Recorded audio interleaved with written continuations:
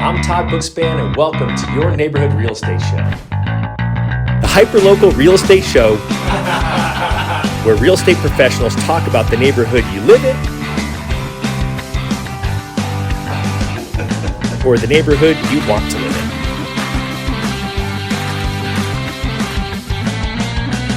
This episode is brought to you by homebuyeruniversity.net, your free comprehensive guide to buying or refinancing your home. Click over to homebuyeruniversity.net to get started online today. Hey everyone, I'm Todd Bookspan, and welcome to another episode of your neighborhood real estate show. And I am super excited to introduce my good friend Steve Chater. You are a businessman in the business of real estate. Is that a good intro? Through that. There we go. All right, well, you gave it to me, so I guess you wouldn't complain about it. Again, I should do this too. He's also the author of Hold, which is co-author. There's a few of you who wrote it.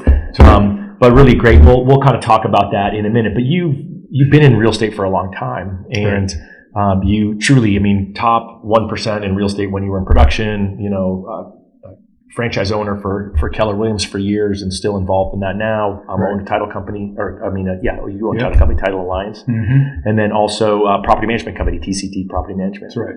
And so you wear a lot of hats. You're a leader in the industry. You're a teacher that goes all around the country, maybe all around the world. You're probably taught in Canada. That's around the world. I've been in Canada. There we go. All right, that's all around the world. On so many things. So just real quick, give a little bit of background. How did you fall into real estate, and then how did that kind of, a little bit of the career highlights? So it was probably before you were born, but it was 1977. Yeah, I wish okay, thanks for making me feel good. And, I had come to Arizona. I came here specifically to go to ASU. I was on a track to be in the transportation industry. That's super exciting. And I fell, exactly. And so I fell in love with Arizona. And I realized that in order to stay on that track in transportation and reach my goals, I would have to be in a bigger market than Phoenix. So back in the 70s, Phoenix was kind of small. Yeah, crazy. And so somebody said to me, you should get in real estate. And I said, really? What do you have to do?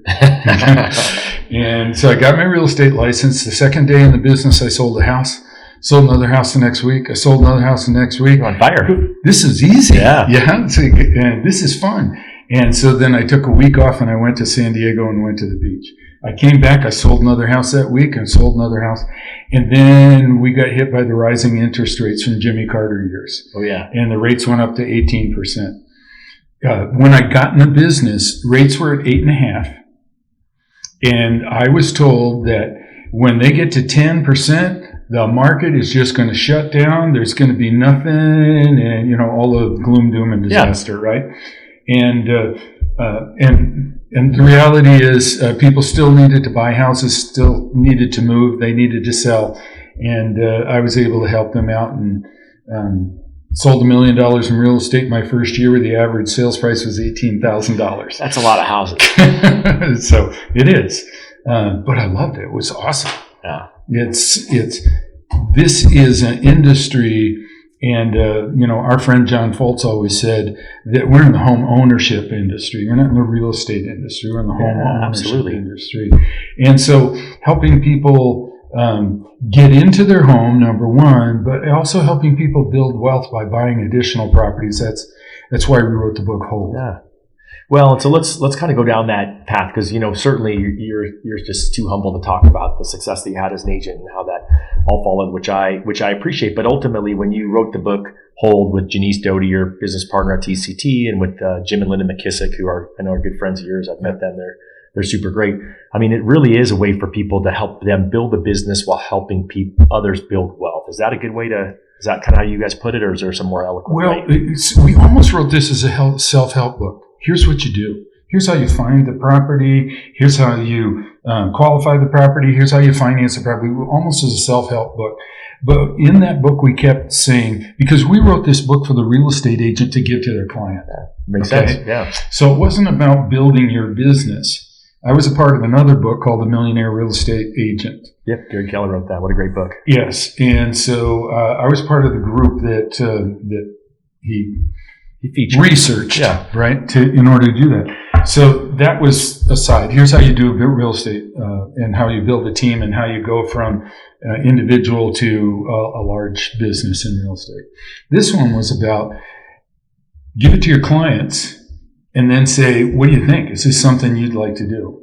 So the story of my son is in there. My story is in there. Janice's story is in there. Jimmy and Linda's story is in there on how we got started and how we built wealth with real estate. And so that's almost like a business card in my mind, that you should be giving it to your clients, have them read it, and then have a conversation with them to say, is this something you'd like to do too?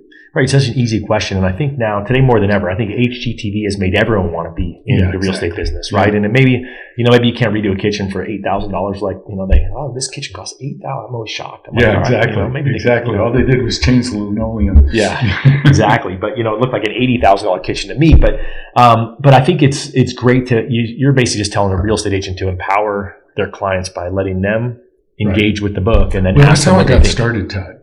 So I'm in Arizona. I came here to go to college. I didn't know anybody here, and I absolutely didn't know anybody who had money to buy a house. But I'm watching our economy grow here, and I'm from upstate New York. And in upstate New York, the economy is declining every year, and people are moving out of New York because of taxes and all of that. And that was back in the 70s, still happening. But I called back and I said to my dad, you can't believe what's happening out here. And my grandfather, so these are weird numbers at this point, but my grandfather had money in CDs, and he's making 5% interest on his CDs, because that's what the rates were then, right? And so my broker taught me how to evaluate a transaction to see what is the return on investment if I bought that property. Okay. And so I was able to easily make a 15% return. So I called my grandfather and I said, I'll give you 9% on your money if you'll finance me here, because I can't get financing. I don't have a job or W-2 or any of that. Yeah. And then I'm calling my friends, and that's how I got in the property management business. And that's how I built my real estate business, by helping people not just buy their first house, but to buy the next one and the next one and the next one. Well, and I just love that. I've obviously read the book, and back in my radio show days, we had you on there, and we talked about it there. And what I love about it is that what was relevant, call it 8-10 years ago, is still relevant, if not even more so today. Oh, absolutely. Right. I mean, that hasn't changed. No. And then I know you can go where you guys have a tool, a spreadsheet that you can email over to TCT Property Management, and that you can that'll help you. You put in the numbers from a property to evaluate what is the rate of return. Yeah. And so it's an email, and just send an email. It's called Hold Worksheet, HOLD Worksheet, at TCT Tom Charlie Tom TCTproperties.com. And so if they just email to Hold Worksheet at TCT Properties, the automatic responder, they'll get the. And I just recently used it to evaluate a proproperty I was looking at. Yeah, and did you buy it? I did. I did. Okay, good. So thank you very much. Thank you very much. And I think it's the whole idea of when I introduced you as a businessman in the business of real estate. I think that's also something where a lot of real estate agents, they just don't approach it like a business, right? And so your premise is, hey, if you actually help your clients build wealth, then that's building your business. So that's a big part of it. So what do you say to the real estate agent who doesn't own rental properties themselves, or is scared of it because they don't own rental properties? Like, how do they start down that path? Hand them the book. Okay, as I said, I'm not here to sell the book. That's not my. You make like 6 cents or something, don't you? 32. Come 32. On. I get 32 cents. 32 cents. Yeah. No, we're not here to sell the book. But so, what do people need? People don't do it because they don't understand or they're afraid. For whatever reason, there's a fear level that causes them to say, "No, I don't want to do this." And so, if what we do is help them get past the fear to do what they want to do, which is not necessarily buy real estate. What do they want? They want financial security. Right? And so we're in the business to help them create financial security, and our product happens to be real estate. Right. As opposed to stocks or whatever. If you can help them with that, you get a commission. That's not a bad thing. Exactly. And they're going to come out ahead. The ones really come out ahead over time. And then they're going to brag to their friends. Yeah, I just bought an investment property. Really? Yeah. Okay. So my job as the salesperson is to bring them the opportunity, i.e. the property that could work for them, and say, here, go take it to your accountant.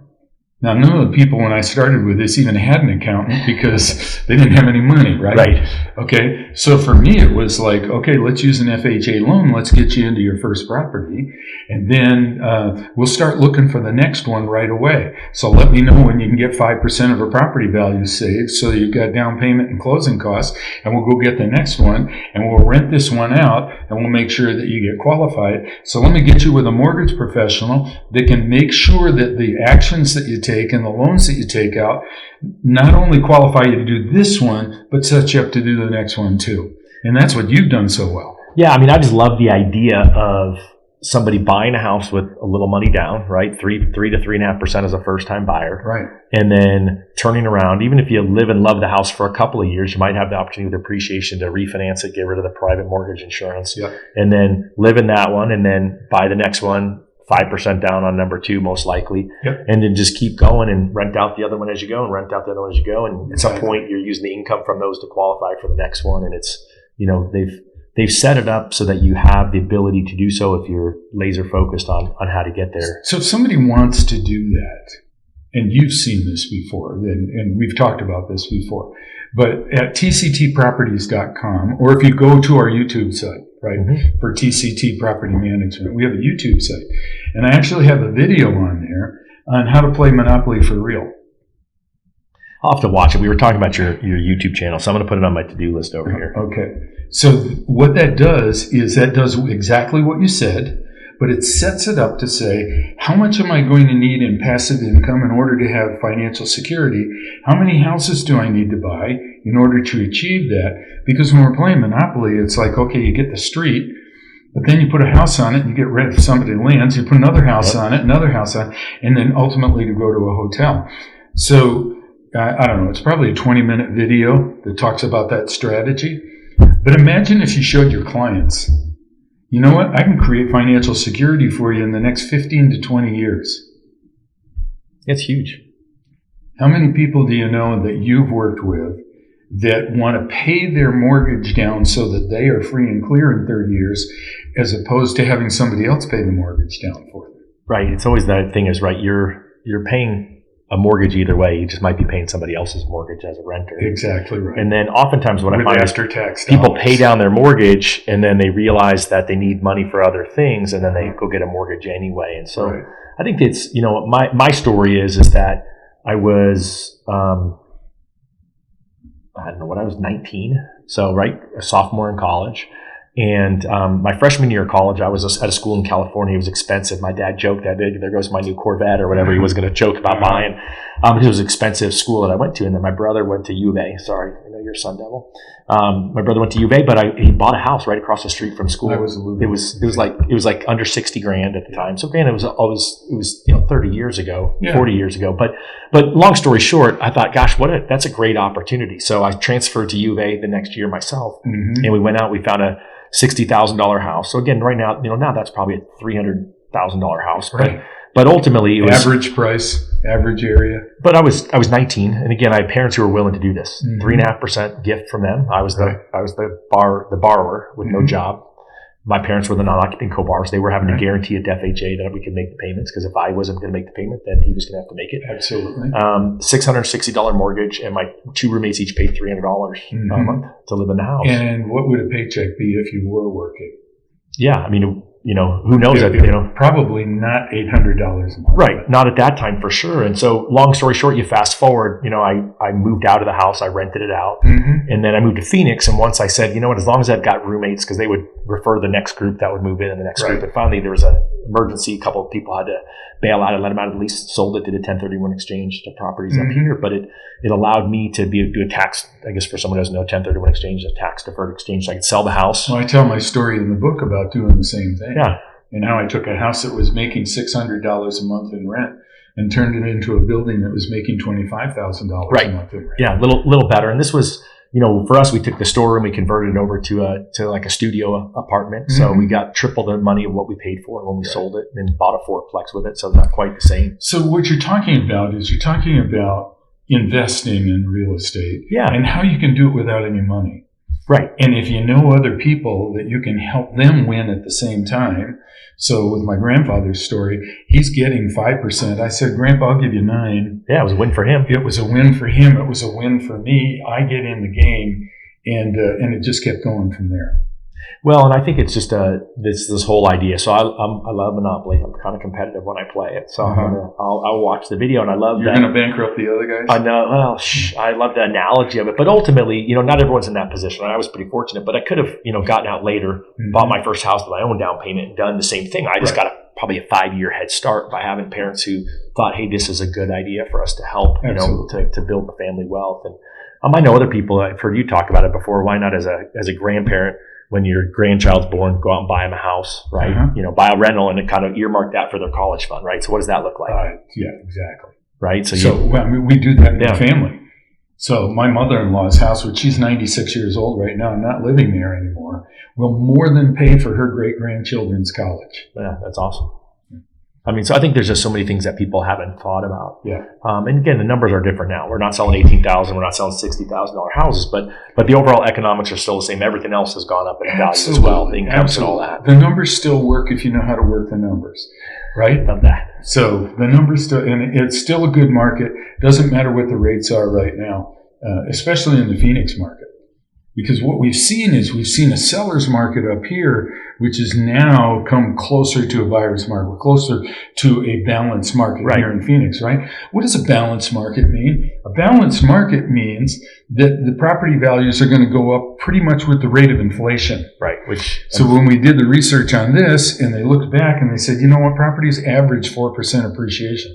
What's our rate of inflation right now? It's 8%, right? So shouldn't you own an asset? And yet what we do is we put our money into 401ks or whatever it is. And right now the stock market's down. Last I looked, 15%. So, it's not a good time to be in that market, right? No, and that's the traditional. I don't ever want to make fun of financial advisors who are traditional financial advisors, but that's the challenge, right? They're like, oh, but it always comes back. And, exactly. Hold on to it long enough and it'll come back. And that's frustrating to me because you shouldn't have to lose it. There's enough out there signs that say, hey, the market's going to turn. So I want to talk to you about something that you triggered me on at the very beginning. All right, talking about a real estate business man. And I absolutely loved helping people buy and sell houses until I started to get so busy that I had to make a decision on where do I spend my time. And this was before the Millionaire Real Estate Agent book. And I'm going, all right, I really don't enjoy going to the mall, shopping, and I didn't enjoy showing houses. Yeah. But I liked working with the seller because I liked helping them solve whatever the problem was to reach their goal. I wanted to help them do that. So I started to specialize in that. And then when we did that, I also had a second set of people that they wanted to own more properties. And so how do you serve the needs of your client? Because that's what I was all about. Yeah. That's what made me successful in sales. What I didn't know how to do, what I was trying to figure out, was how do I create a business out of my real estate sales? And I'm going to call it a real estate sales practice. So, I've talked about this before. My dad was a dentist, but my dad didn't welcome any other people coming in. My dad didn't take care of the billing. My dad didn't take care of the hygienist stuff or the dental assistant things. My dad was the dentist. Just did that one thing and did it really well. And he had a professional practice. Mm-hmm. Okay. When he chose to get out of the business and he sold his practice, he told me, because his practice was in the building, that he owned the building. That was a pretty good idea too. Yeah. And so Robert Kiyosaki says, has your business by your assets. Okay, so that's what he was doing. And what he said to me was, after all those years of providing for our families, the dentist, all of that kind of stuff, he goes, I did better on owning the building than I did on selling my practice. Yeah, isn't that crazy? Yeah. So it was an aha for me. It's like, how do I build a business in real estate? And we fool ourselves with the language that I have a business in real estate. If you have a license, you have a job helping people buy and sell homes. You don't have a business. As long as you're doing the work. Right. So then what has to happen to have a business? Well, that's what the Red Book, the Millionaire Real Estate Agent book, was about. How do you make that happen? It's the Bible on how to build a team, right? Yes. And so that team could be something that is saleable or not. And I sold mine a number of years ago. But then the other part of it was, what are the ancillary businesses that come alongside of this? So as I mentioned, property management. For me, I looked at an insurance agent and a friend of mine who was handling the business, and she was doing very, very well as an insurance agent for State Farm. They hired her to go to the main office in downtown Tempe. They gave her $250,000 for the practice that she had created, and this is in the 80s, gave her $125,000 base salary plus a bonus. That's pretty darn good in the 80s. That was very good in the 80s, right? And I looked and I said, how do I create that? That's a business that creates value. 90+% of real estate agents build up a business. Here's my clientele. Here's my database. They can't track what's coming out of their database. Which they should be able to. They I like should to pause be able there. to. I'm trying to bite my tongue on that one. I was frustrated by people that don't manage database. But yeah. And so because they're not thinking like a business person, they're thinking they have a professional practice. And they could be the best real estate agents in the world, but it's a professional practice. When they decide to get out of the business, what do? They say, Todd, you take over my business for me, and any business comes in, you give me a referral fee. So now I'm going to get 25% of the value that I've created because I get a 25% referral fee. As opposed to somebody that says, oh, you have created a database that creates this volume of business, and it's consistent, and we can see what's happening with it. So we'll give you a multiple of the value of the business because we know it's going to pay for itself over a 3-year period of time. So instead of getting 25% of what you've created, you might get 2 or 3 times what you created by selling. And real estate agents don't think like a business person, and so they're not moving in that direction. Yeah, I think it's such an unfortunate situation because, again, the person who's going to hope that they get the 25% referral fee oftentimes have to micromanage that too, and it's just not the same outcome, and it's a lot more. Look at how the industry treats them. Mm-hmm. The industry treats an agent that's a licensee as having a job in sales. They teach the broker owns the business. And so most recently, real estate businesses have been selling for a multiple of 4 to 5 times the income. Yeah. Right? And our industry treats the broker as owning the business, and the agents don't realize that they have the opportunity to grow and build their own business. And oh, by the way, the skill set that you create to do your own business, because we got a friend who's in the restaurant business right now, using the same skill set that he created to build a multi-million-dollar sales team to own a multi-million-dollar restaurant business. Right. I love the whole idea of that. So I know the answer, I believe, but what would you tell someone who's listening to this, who's a real estate agent, to say, who had that aha, I need to build a business, how do I do that? So one would obviously be to buy a millionaire real estate agent. Where else would they want to reach out and go? You know what? It's not buy the millionaire real estate agent, it's study it. Yeah, there you go. It's know and understand. So the beginning of the book is basically how you need to think if that's where you want to get. And if you look at the progress in the book, it's how do I earn $1 million to how do I net $1 million? But it's how do I gross $1 million in volume? How do I earn $1 million in commission? How do I actually net $1 million? Right. Progression. And so that progression go through, and it's the studying of the book, understanding at the beginning the mindset, and then the middle of it are the models.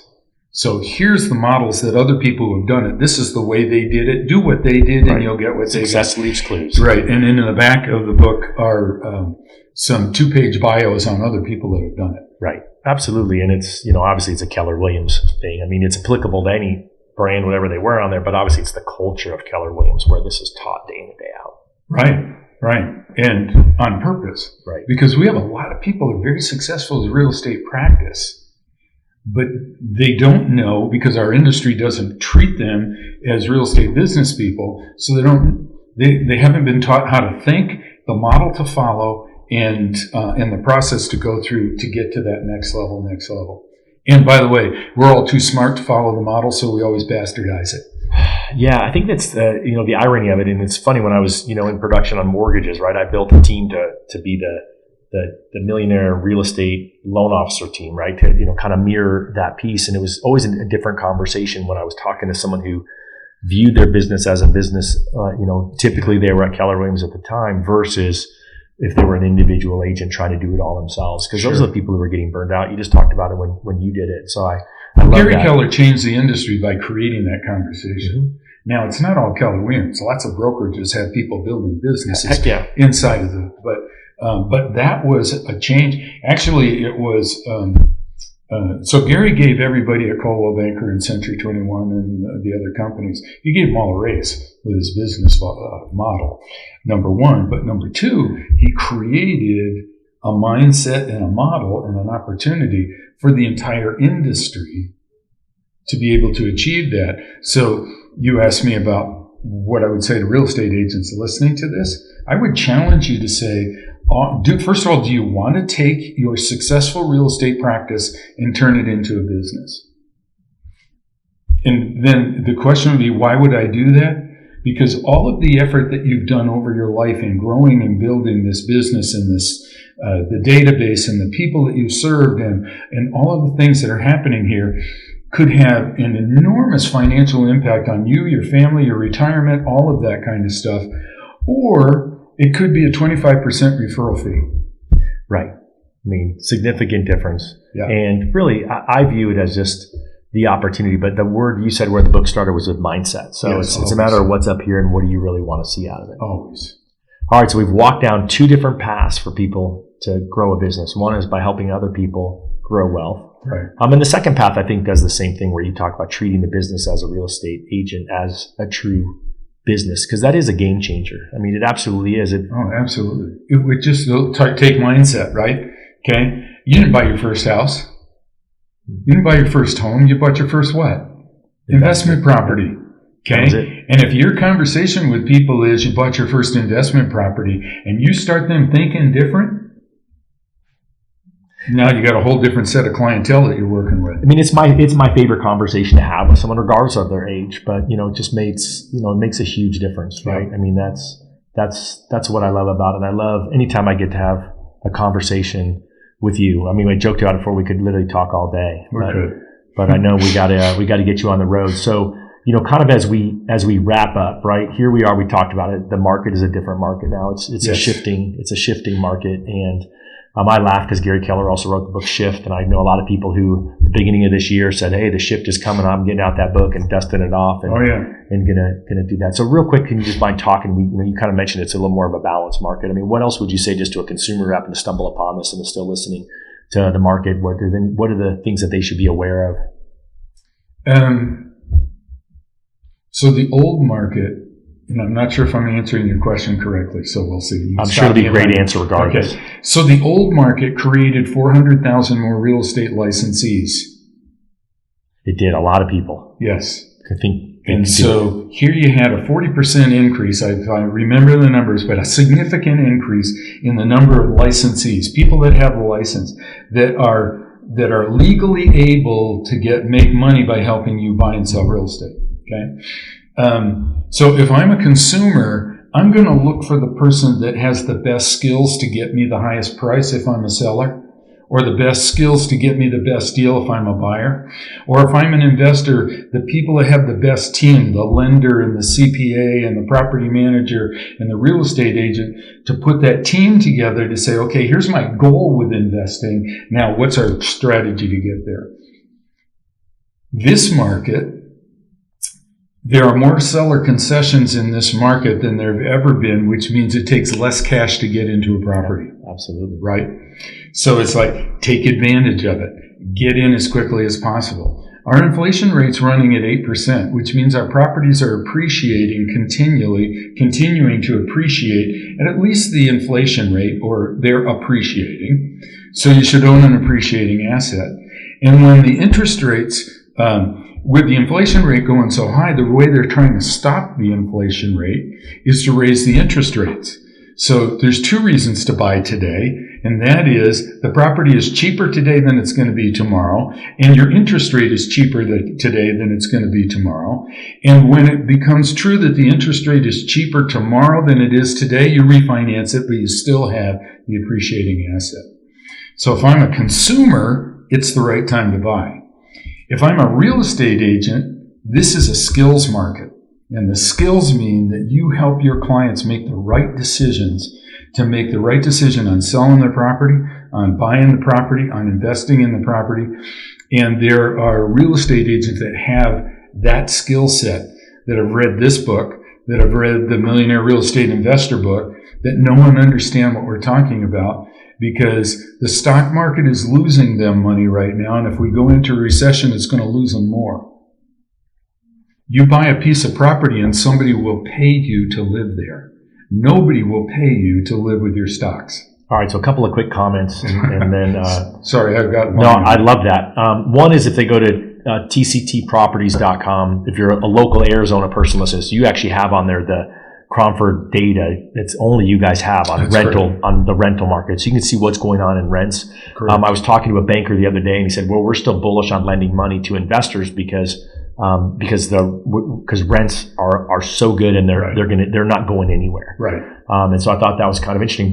But I think what I'm taking away from that is, number one, is if I'm a real estate agent, I need to make sure that my skills are top notch now. Right. I want to be the best I can be to help my clients.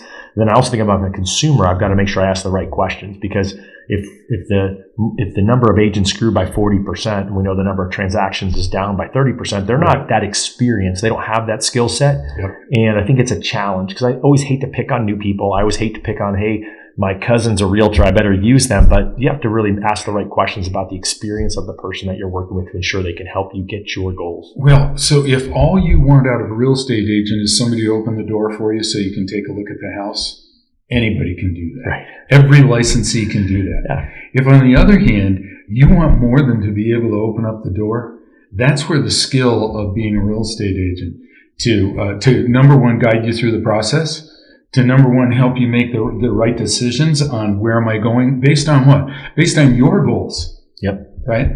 That's what matters. And that's where the skill set comes in.